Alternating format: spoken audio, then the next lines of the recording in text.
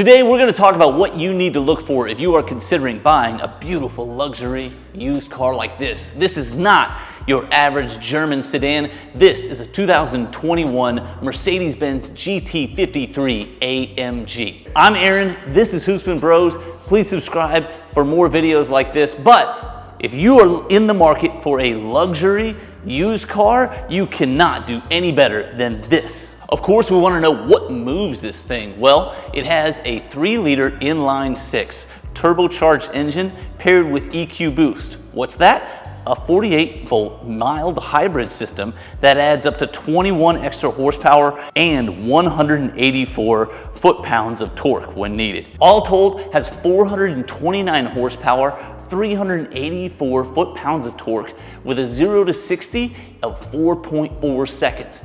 That is going to get the kids to school on time, provided you don't get a speeding ticket along the way. So this chassis is the same chassis as the GT63. The biggest difference is the engine. The GT63 has a 4-liter twin turbocharged V8 that is hand built. One builder, one motor. This has the inline-6 3-liter and it is a manufactured engine. But this thing is no slouch. Even though this has a smaller engine, it still has plenty of power to get you on the road. And in fact, plenty of people take this car out to the track as well. Now, of course, hindsight is 2020, but in 2020, the AMG 63s, the GT63s, were going for over $200,000. Now, they can be picked up for around $85,000.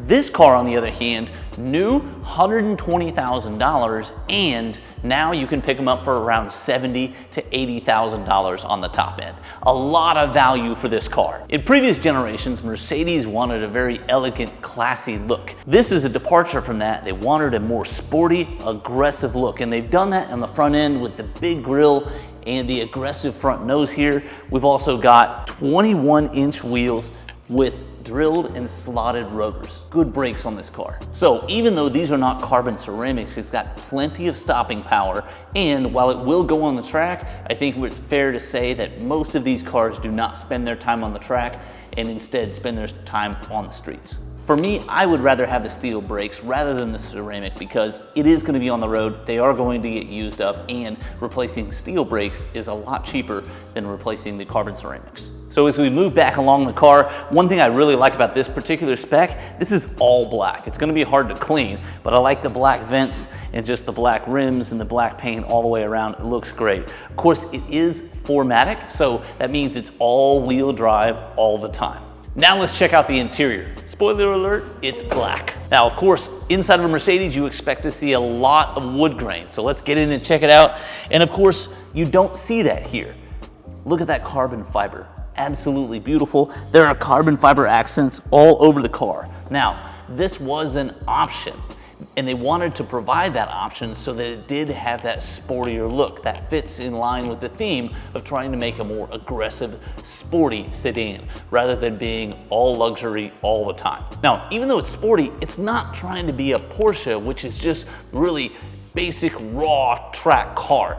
You've got beautiful luxury in this car. Burmeister sound system here. You've got all of the adjustments on the seats. You've got all the creature comforts you need, of course. You've got this long screen that stretches across the dashboard. You do have some suede on the steering wheel. This one actually has the option for suede in the headliner as well. But they keep the aggressive accents going through. We've got carbon fiber on the steering wheel. We've got leather for the center stripe here, the optional flat bottom to the steering wheel, the aggressive GT AMG steering wheel here. This is the kind of aggressive design you're used to seeing in the Mercedes AMG GT, the 2-door supercar. But they wanted to bring some of those features into the family car. Now, this being a family car, of course, it does have 4 doors and a back seat, which has plenty of legroom, at least plenty of legroom if you are used to driving a 911. But it's got enough legroom to get a decent sized kid or even a decent sized adult around. Now, this one has 2 bucket seats. There was an option for the bench seat, so you could have 2 or 3 seats in the back. This is a pure 4-person car. If you want the massage seats, it is not going to be found in the 53. You need to go with the 63 to get the massage seats. On the back of the car, of course, we do have the active rear wing. When you hit a certain speed, it's going to go up, but also when there's a certain amount of downforce, it's going to go down as well. So it is going to be moving just based on how you are driving the car. This happens whenever you are in sport mode. If you're driving in comfort mode, this is not going to go up and down. Now, sticking with the aggressive theme and the black theme, you got to check out these tips. We've got black tips. I love the AMG etching on there as well. These are active exhaust as well. So when it is in sport mode, it is going to sound like it is in sport mode. So these cars are available. They did make plenty of them and they're available on the market right now. And I think they're a really good value, but let's bring in the owner. We got cousin John who is with us and he is the owner of this car. So John, how do you like it? I can tell you that I absolutely love this car. I also had a 2022 S-Class, and this is a mixture of sport and absolute class, actually.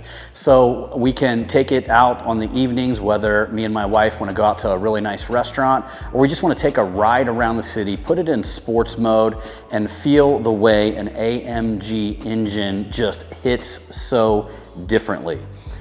So what made you decide to buy this car in particular?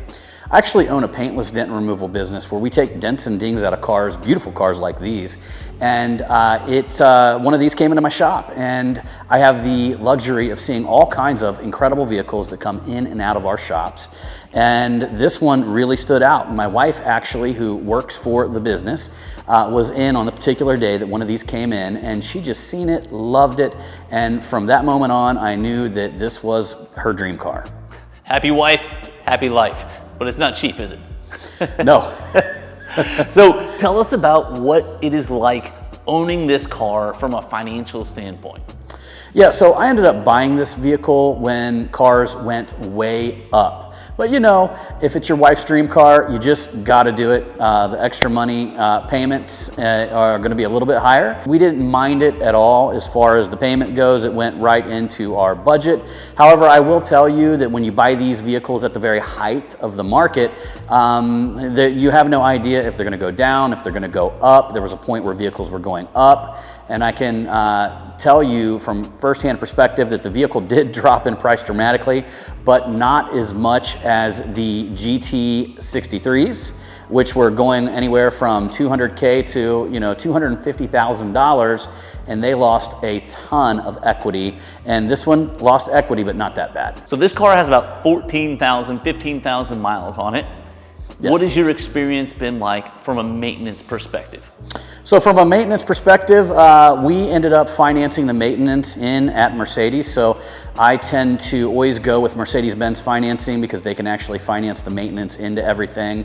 And so it has not been incredibly expensive. And even if it wasn't financed, I actually see the maintenance bills that come out. They have not been bad. The tires are quite expensive. I mean, you've got AMG tires, you've got wider tires, you've got run flats. It's going to be comparable to a Corvette C7, C8, wheels and tires. Man, John, that's pretty cool. I have not actually heard about financing the maintenance on one of these vehicles, but that makes a lot of sense, especially when you've got a luxury supercar like this. It's going to have some high price maintenance items that come up. And certainly you can get a warranty, but you can go see plenty of horror stories about having to fight your warranty company to get them to cover something. If you get the maintenance agreement there, you get a lot of value there. So that's probably a good reason to look at one of these at a Mercedes dealership as opposed to buying one from an individual or buying one from an independent dealership. Now, John, there have been some issues that people have reported. There have been some issues that owners have reported. Have you had any kind of maintenance issues on this vehicle? We've had no issues whatsoever on this vehicle. The only thing that we've had to do is use our rim and tire warranty, because I will tell you that the rims on this vehicle are very close to the edge of the wheel. And my wife curbed both sides at one point, and we were actually able to utilize that, and we also had a nail in a tire and was able to utilize that for a rear tire. I mean, none of us can avoid nails in our tires. Some of that happens, but if your wife's going to be driving a car, especially with black rims, I think a wheel and tire warranty is a good buy. Now, while John hasn't had any issues with this car, some of the issues that have been reported with this are electronics issues. It's got a big infotainment system, and sometimes electronics go bad. Also, some of the issues reported are transmission issues, having leaks in the transmission. And of course, if those are not properly addressed, then you're gonna have some big problems down the road. Also, it has air suspension. I don't know any vehicles that have air suspension where people have not reported issues with the air suspension. Those can, of course, be very costly issues. All more reasons why you should consider the maintenance plan, financing that maintenance plan into the finance agreement so that you can have those things covered and you're not having to decide whether or not you can afford to go take it into the dealership and take on a $5,000 invoice. So we've talked about it enough. I've been standing still enough. Let's take this for a drive and see if we can put that maintenance agreement to good use. So I told you this car is designed aggressively all the way down to the start button. It looks like a turbine. It's got a nice smooth startup. We also got that turbine look on all of the air vents as well. When you get in to start the car, it starts off on C, which is comfort or chill mode. You want to click it down and go into sport, and for a lot of fun, click it down one more time for the Sport Plus. As soon as you get down on a Sport Plus, you can hear the exhaust note change. It's more aggressive and you can hear that inline six a little bit better. So let's get rolling. I love this interior, great finish, love all the carbon fiber. We've driven a BMW before and I do like this interior much better than the BMW. It's a Mercedes, so I probably don't need to get into how smooth it drives, but it definitely drives like a Mercedes. So this car is 4 years old at this point and it has 15,000 miles on it. For a car this age, 15,000 is very, very low mileage here. It still smells like a new car. It still drives like a new car. Very nice. We are away from the facility. We've got a little bit of open road and a curve, so I'm gonna get into it a little bit. Woo! You can feel that turbo take off. It just throws you back in your seat a little bit. The handling on this car is great. It is a big car, but it doesn't handle like a big car. It handles like a very nimble vehicle. Little small sports car, really gets up and moves. It's very twitchy in Sport Plus mode. As soon as your foot hits the gas, it wants to take off. So if you're in Sport Plus and you don't intend to go real fast, real quickly, be gentle when you put on the gas. But it gets up to speed really quickly, very smooth around the corners. I did learn how to drive in a Mercedes. It was a Mercedes sedan, although it could not have been any more different than this car. It was a 1981 Mercedes-Benz 300D, not the turbo diesel, but the 300D, just a straight up diesel engine, and it was a turtle. It was so slow. I remember when my friend Scott rode in it with me for the first time, we thought it was cool because it was a Mercedes, but then he looked at me like, why are we going so slow? All vacuum. It was very, very funny car, but this is much different. Lots of power, lots of juice to this one. The direct competitor to this car is the BMW M3. Like this car, it features a 3-liter turbocharged inline six. But unlike the Mercedes, the BMW does have a manual transmission available, where this, you cannot get a manual transmission. For me, if I was gonna have a daily driver of a luxury sedan, this is the car I would choose. All right, now I don't personally own a Mercedes, but if I did, I would seriously have to consider this one. But maybe this German is not your flavor. If it's not, check out this video on Porsches. I wanna give a shout out to John for bringing this out and letting me get behind the wheel. Thank you, subscribe, and check that video out.